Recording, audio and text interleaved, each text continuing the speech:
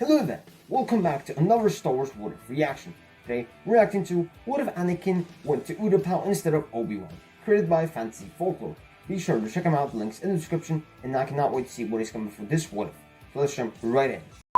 In Revenge of the Sith, let's go. Obi Wan is sent to Utapau to fight General Grievous. Yep. In the following events, music is epic. He kills the droid commander, and Anakin Skywalker turns to the dark side Yep. and obliterates the Jedi Order. Indeed. But what if, instead of Obi-Wan going to Utapau, Anakin was sent to fight Grievous? That'd be insane. Hey guys, just to let you know about our Christmas sale, we are doing 15% off store-wide with code Christmas. Order before the 8th of December to guarantee your order arrives. Yo, one day, I am getting Count Dooku's lightsaber straight from Fantasy Folklore shop, man, I'm telling you. Christmas Day. But if that isn't a priority, we will keep the sale running until the 25th of December. Now back to the video. Let's start today's story in the council chambers as Anakin informs the council that Palpatine has requested that he lead the campaign. This will be interesting. In the original timeline, the council completely disregarded this. Didn't Palpatine do that because he knew that the council would disregard it, and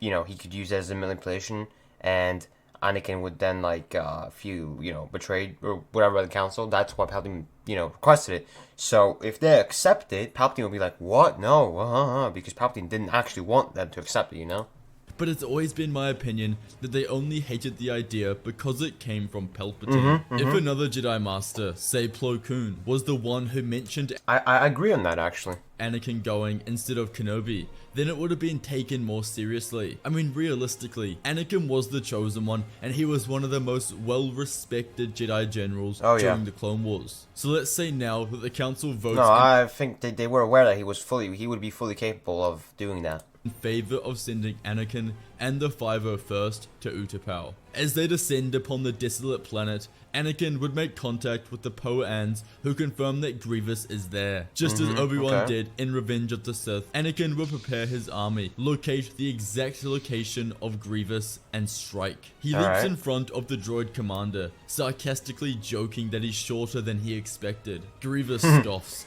and ignites all 4 lightsabers, ready to kill the Jedi Knight. As the two engage in a fierce lightsaber battle, swinging with all of their might, the 501st rush the droids. Man, we never got to see a duel between Anakin and Grievous in live action, which would have been so cool. And the Battle of Utapau begins. Anakin had never fought Grievous one-on-one, and his aggressive and weak defenses reminded the Jedi of his own fighting style. Grievous was an uncomfortable opponent, and his 4 sabers created an array of issues unlike anything Skywalker had faced before. He had familiarized himself with fighting double-bladed opponents like Maul, or even wielders who elect to use 2 sabers instead of 1. Back at the temple, you can set the training droids to whatever setting you like, and Anakin always loved testing himself and showing off in front of the other Jedi when he would disarm double-bladed opponents. But Grievous was different. He was a machine, and he fought with hate and anger. And 4 sabers. Only desire was adding another saber to his collection.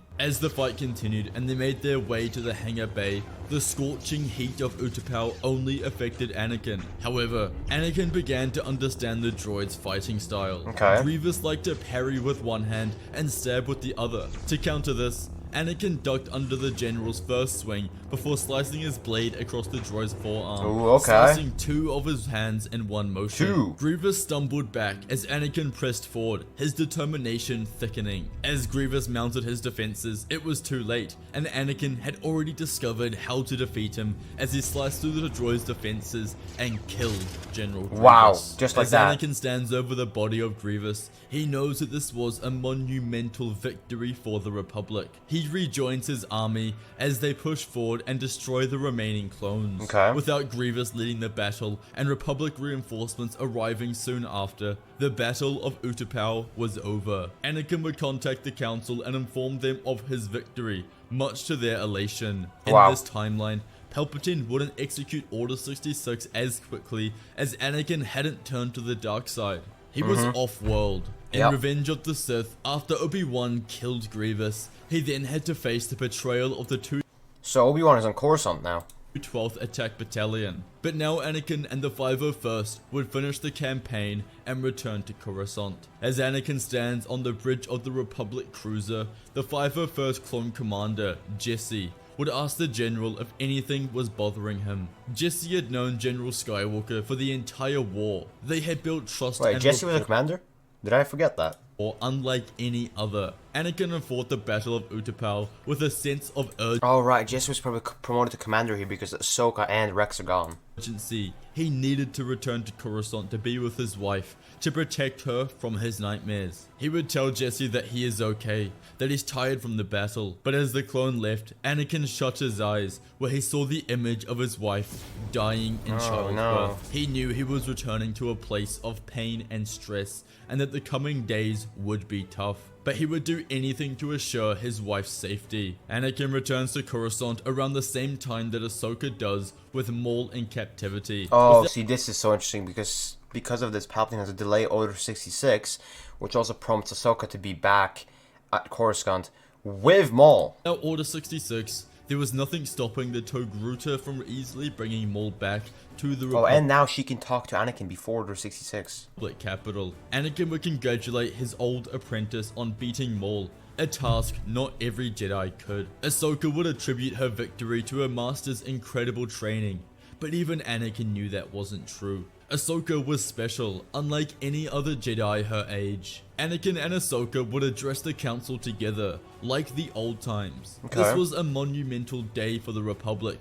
Grievous and Maul both defeated. Yep. After the session, Ahsoka couldn't help but feel that Anakin was agitated and something was off. She would try and comfort Anakin, feeling confused as to why he is upset after such a victorious day. They stared out of the windows at the Jedi Temple to the city beyond. As wondrous speeders and spacecrafts fly past the large temple, Obi Wan would approach from behind with the same queries as Ahsoka, explaining that he could sense Anakin's thoughts elsewhere during the session. He was physically present at the meeting, but his mind was on another planet. Anakin was cornered by the two people he trusted and cared most about in the galaxy, other than Padme, of course. At first, Anakin would deny anything they said, but the two Jedi weren't just randoms. They were his best friends and knew him better than anyone. They pressed forward, probing his mind to uncover his secrets. At this moment, Anakin would tell Obi Wan and Ahsoka everything. The two Jedi already had strong inclinations as to Anakin's relationship status, but they didn't expect him to say that Padme was dying in his Force visions. This was very worrying, and Ahsoka, who was one of Padme's closest friends, took the blunt of the force of this news stronger than Obi-Wan. Padme was still a little while away from giving birth. After Anakin choked her in the original timeline, she was thrusted into labor. But since that hasn't happened here, they have a little more time. Kenobi stroked his beard as he told his apprentice that he will take him to the restricted section to see if they can find anything. This was wow, that is nice of Kenobi.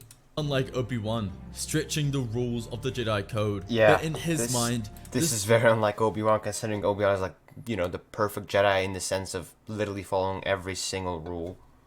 This was for the betterment of the Jedi. As if Anakin lost Padme, or the Council found out about his relationship, the Chosen One would be thrown into turmoil right at the pivotal point of the Clone Wars, when his skills were desperately needed. They go to the restricted section and search for hours on end, reading everything they could, but ultimately they find nothing. Kenobi didn't lead Anakin to the dark side part of the restricted section. He would only allow his friend to search the restricted Jedi archives, believing that being exposed to dark side teachings prior to becoming a master will do more bad than good. Nothing of substance was located, except texts of Force visions that say that they aren't set in stone, but instead one possibility out of thousands. This showed Anakin that he could save her, and Padme's future wasn't absolute. Although this reassured Skywalker, his fear was just as great. The following day, after being back on Coruscant for a few days, Anakin was called into Palpatine's office.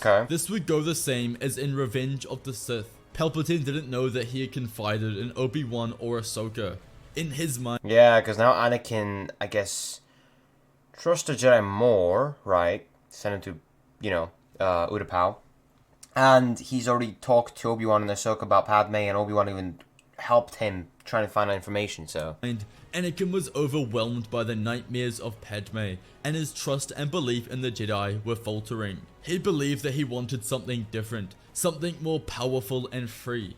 And while the Sith Lord may not be totally wrong in his inclinations, the fact that Anakin had confided in Tano and Kenobi had changed everything. Yep. After learning Palpatine's identity as the Sith Lord, Anakin would tell his master and apprentice instead of Mace Windu. The two couldn't believe it. Ahsoka and Obi Wan would have conflicting feelings. On the one hand, Kenobi was a loyal Jedi who believed in the Jedi Code, and that the Jedi stood for peace and prosperity and would do anything for the Republic. But Ahsoka's trust in the Jedi had been shaken, and her belief that they could execute on what was morally right wasn't absolute. This is why she left the Order in the first place. Ultimately, Kenobi's thoughts would prevail, and he would tell Anakin that the only thing they can do is tell the Jedi Council and— Well, what else would they do?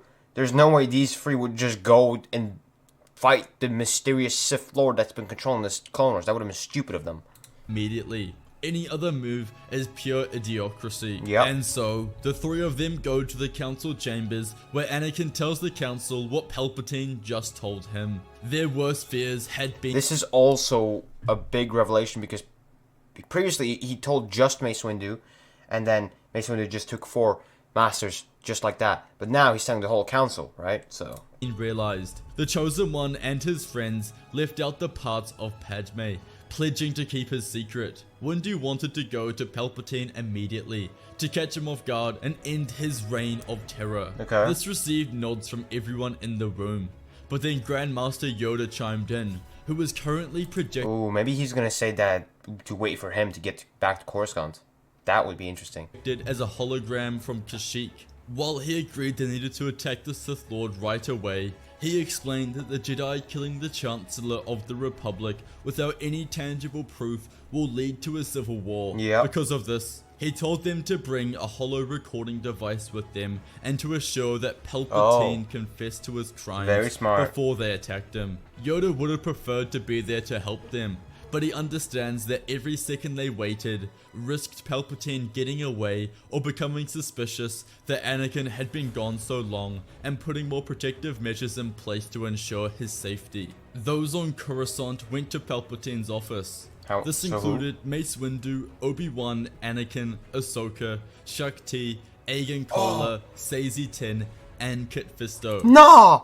Yo, Palpatine's fucked, man. He's so done for. So we got the original squad, which, by the way, the movie portrayed them so badly because everyone that went to the council with Mace Windu was so much more powerful. I mean, Agen Kola was a master of free forms. Kit Fisto, we already know. We've seen him previously. He's pretty damn good. Sazy Tin is better than he did. But we've got the master of defense, Obi Wan, Anakin, the Chosen One, and, well, Ahsoka, which is impressive, but she's just a Padawan. You know, whatever. As they arrive at the Republic and Shakti, which she is actually master of form too, and is a very skilled duelist.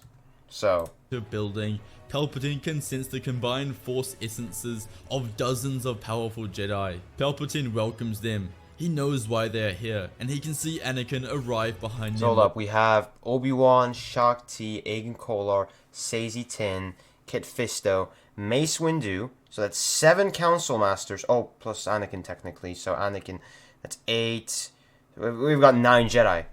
7 masters, 1 knight, Anakin, and Ahsoka, 1 Padawan. 9 Jedi. Fuck. Before Windu speaks, he activates the recording device. Windu announces that Palpatine is under arrest. As the Chancellor hears this, he rises to his feet, anger and hate spitting from his brain. He declares that they don't have the authority to arrest him. He is the Senate, the most powerful man in the galaxy. Anakin chimes in and tells Palpatine that he will pay for what he has done. But then Palpatine looks at the council, his arrogance taking over as he recalls the last 4 decades in his mind. He tells them they don't understand the extent to his victory. He is the Sith Lord. He orchestrated the Clone Wars, and it is because of him. Bro's just, oh my god. And they've got the recording. He's fucked. He just told them everything. That the galaxy has been plunged into a state of agony. That was what they needed. This was enough to put him away forever. In unison, the entire Jedi Council ignites their sabers. Palpatine begins to cackle as he hears the glass behind him shatter and a dark figure leaps through, pulling a hilt. Why the fuck is Maul here? From his belt and igniting a double-bladed red lightsaber. He removes his hood to reveal Maul. Palpatine explained that he paid his old friend a visit in prison last night. His release could be organized if he helped him in this fight. The fight begins as Palpatine blasts lightning. Nah, like, okay, so this is gonna be a super epic fight, but 9 Jedi versus Palpatine and Maul. Maul already got beaten by just Ahsoka. And... come on, man. Towards the He's just a council, distraction. and Maul leaps into the air, slicing Agen Kolar and Saesee Tiin to the floor immediately. Oh, come on. No, no, absolutely not. That's... no. He wouldn't do that. Shakti, Fisto, Kenobi, and Tano engage Maul, swinging with all of their might. Maul's fighting 4 Jedi. And that's... Kit Fisto, Ahsoka, Shakti, and Obi Wan. He is dead. He should be dead in like 2 seconds. Fisto, Kenobi, and Tano engage Maul, swinging with all of their might. The Sith double-bladed saber allowed him to fend off multiple opponents at once, whilst providing counter-attack opportunities. By the way, Maul's such a fool. He still wants to be with Palpatine after what happened. Combined with his Form 4 acrobatic style, allowed for a deadly combo. As Shakti lunged forward, Maul added yet another death count. No, no, no, no, come on, man. Come on, man. Like, Shakti is so much more powerful than people think. She was literally like the second best duelist utilizing Form 2 after Count Dooku. Can you believe that? And then look at how powerful Count Dooku was, how good he was with Form 2, and Shakti was closing in on him. Maybe not closing in on him, but she was up there. She was up there. She was way more skilled than people think. To her ever-growing list of deaths in Star Wars. As Fisto believed he saw an opening, he swung for Maul's head, only to find the Zabrak's blade plunged through his heart. No, come on. On the other side of the room, Anakin and Windu fight Palpatine. He was stronger than anyone either Jedi had ever faced. Oh, he's fighting with 2 sabers. All 7 forms of lightsaber combat, and he made sure to show this off during the fight. He started with Form 1, moving to Form 2, and then to Anakin's form Dem So. His arrogance was through the roof. He ensured to never he just keeps switching between forms. Switch to Form 3. He didn't want the Jedi to even think for a second he was fighting on the defensive. He was fast, moving like a blur and casting lightning from his fingertips. That's Skywalker insane. struggled to keep up, but he recognized that Windu was operating just fine and that he should allow him to take the lead. Windu fought with his variant of Form 7, the Pod, which allowed him to render the dark side. Windu fought with his variant this scene coming up right here with Palpatine in the movie. of Form 7, Him hopping around like that. I like that so much in the duel. But, you know, the duel is just so underwhelming from what it should have been. And this, like, for example, hopping with Palpatine just shows, like, that's how the fight should have gone the whole time. Which allowed him to render the dark side powers of Palpatine useless and make the fight an even playing field. As Ahsoka and Kenobi combined their attacks, they worked together to defeat Maul. While Maul was extremely powerful, he was unmatched against the Jedi. These were the only 2 Force users in the galaxy to ever beat him, and now they were working together. Maul stood no chance, and Kenobi delivered the final strike, killing him. They quickly rejoined Anakin and Mace in their deadly fight against Palpatine, you're done for. Sensing them coming, Palpatine blasts Ahsoka with lightning and lifts Kenobi into the air, choking him with the Force. Oh shit. As Windu goes to help his friend, Palpatine breaks the connection with Kenobi, and in one swift strike, he stabs Windu's leg and chops Obi Wan's arm off. Oh fuck me! What the Anakin quickly engages Sidious to ensure he can't deliver a fatal strike on either of them. The Dark Lord laughs and tells Skywalker that he chose the wrong side. Soon, every Jedi will be dead, and then he will personally pay Miss Amidala a visit and complete what he should have done months ago. That is a threat. Wow. This enrages Anakin, and he reaches a level of power never harnessed before. Mentioning his wife is a one-way ticket to Anakin, unlocking his Chosen One powers. As he begins to attack Sidious with everything he has. I love this editing in Fantasy Folklore's videos. Just makes Windu chilling on the ground. Ahsoka rejoins the fight, and hello. From the ground, Windu uses the Force to disrupt Sidious's movement. I'll be kind of upset if Ahsoka doesn't die here, considering all the people that have died here so far. He couldn't help but stumble, and his defenses faltered. Anakin knocks Sidious to the floor and defeated him. Oh. Windu tosses Anakin force handcuffs to place around his wrists to ensure the Dark Lord can't use the Force. Also, in the recording probably shows everyone that's been killed.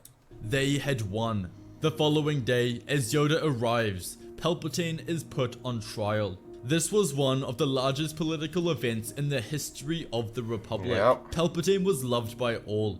Everyone truly believed he was the best Chancellor they sure. had ever had. The notion that he was secretly evil was almost imperceivable for most. As Grand Master, Yoda does the speaking and explains to the Senate who Palpatine truly was and how he was behind the Clone Wars. A long list of crimes were presented on behalf of Palpatine, all directly relating the deaths of trillions of people. As the Senate struggled to accept the truth that they couldn't avoid, Yoda presents the evidence of Palpatine admitting to this, and how he was the Sith Lord. While it is not a crime to be a Sith, it is a crime to be the sole cause of trillions of deaths. Palpatine is sentenced to life in prison without the possibility.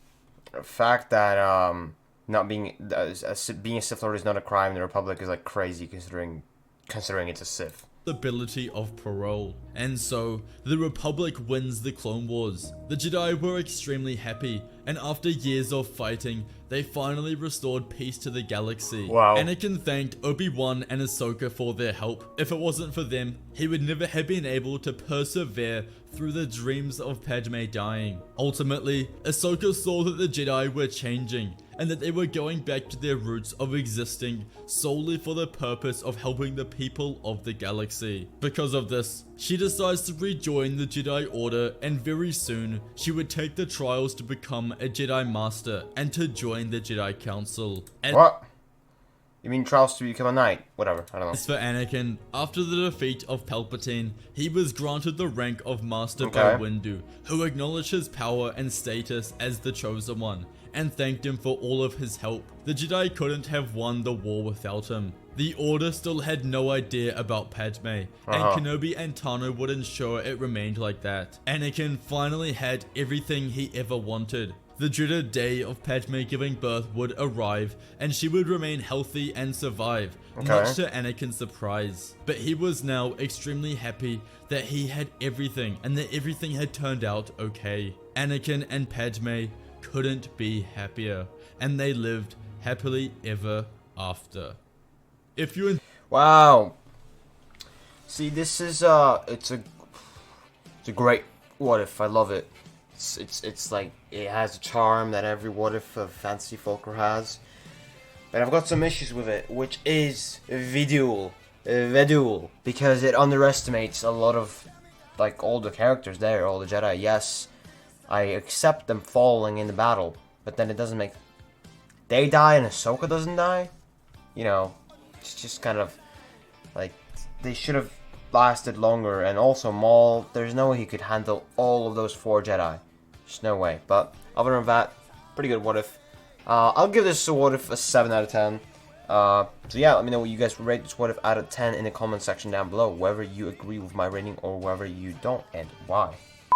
Thanks for watching. If you enjoyed this reaction, make sure to go subscribe to Fantasy Folklore for more awesome what if content. And do not forget to subscribe to my channel, leave a like and turn on those notifications so you never miss an upload. Remember, a new Star Wars what if reaction drops every single day. Join our Discord, links in the description, and also if you want to support the channel and get exclusive perks, consider joining our Patreon. I'd love to hear your thoughts on this video, so drop a comment with any feedback or let me know which what if I should react to next. Anyway, that's it. Thank you so much for watching. This is the way I am the Force with you, and then I will see you next time. Hey, you didn't watch it? Well, check out the video on the left side of the screen, which is specifically recommended for you, or check out the playlist on the right of the screen, which contains similar videos to this one, made by me, of course. Hey, remember, subscribe.